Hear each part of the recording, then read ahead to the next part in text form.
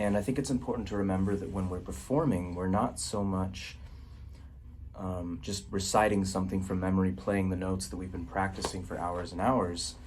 We're really trying to make the piece come alive.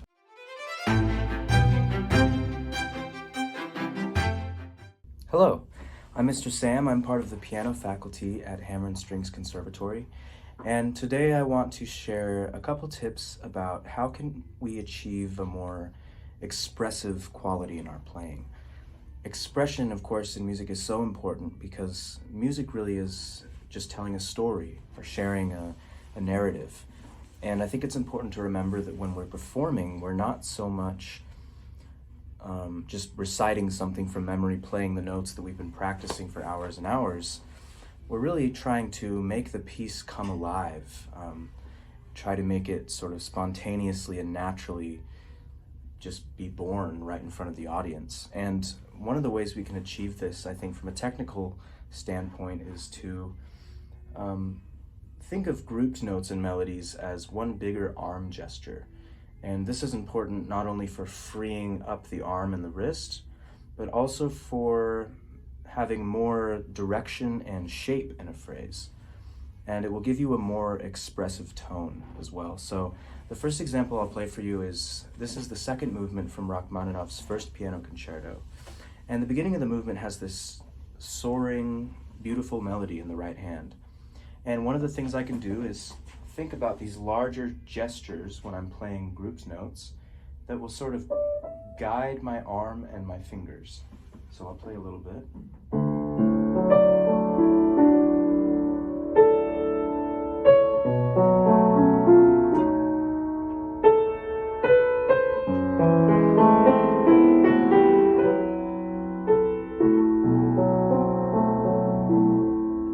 So right there, for instance, the part of the melody,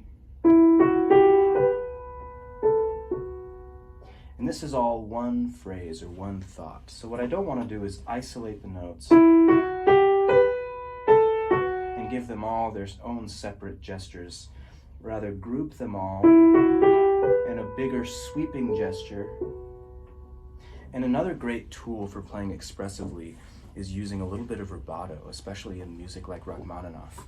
And rubato, what it literally means is to rob time. So what we're doing is we're just lingering on certain notes that we want to give special extra attention to.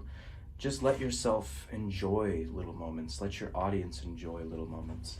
So what I might do with this phrase is, while I'm doing this bigger sweeping gesture with my arm, is just linger a little bit on this top note before I come back down and finish the phrase. And this just adds that extra element of expression and beauty to the melody. One more tip I'm going to give you is try to look for a singing tone when you're playing these long, arching, beautiful melodies. A singing tone, I like to think, sometimes I like to literally sing the melody, or I imagine that it's being played on a cello or a violin, some instrument which can sustain long notes. Of course, on the piano, one of our biggest problems is as soon as we play a note, it immediately starts to die away. And that's just the mechanics of the instrument. But there are certain ways we can combat this, ways we can sort of make the illusion that a note is growing or a melody is continuing. And one of the ways we do this is by imagining that singing quality and trying to achieve that with the fluidity of your arms. I'm going to play a little bit from the Allemande of Bach's fourth partita. And of course, in Bach, we know that there are always several melodies, sometimes happening at the same time, sometimes they're being traded off between the hands. As a performer, it's up to us to decide at which moments this melody is more important and this one is more in the background. But for the beginning, when you're first starting out learning a piece, I would recommend isolating all the voices and treating each voice, each melody, as if it were the most important melody, as if it were the most beautiful thing ever. Even a very simple bass line, like the beginning of this Allemande, we have 1, 2, 3, 4, 1, 2, 3, 4, 1, 2, 3,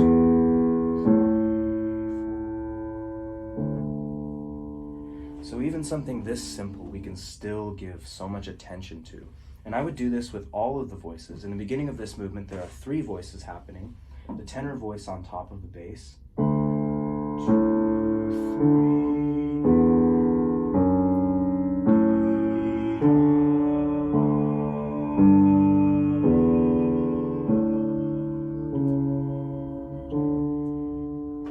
And then eventually you get all the voices together and they're all singing.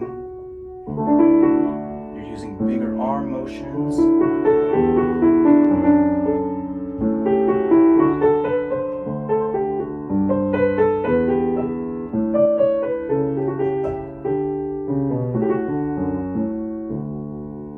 You're connecting the notes with finger legato, and you're also letting your arm and your wrist be flexible and free. So these are just a few tips for you and to try out in your practice, and good luck and have fun, and thank you.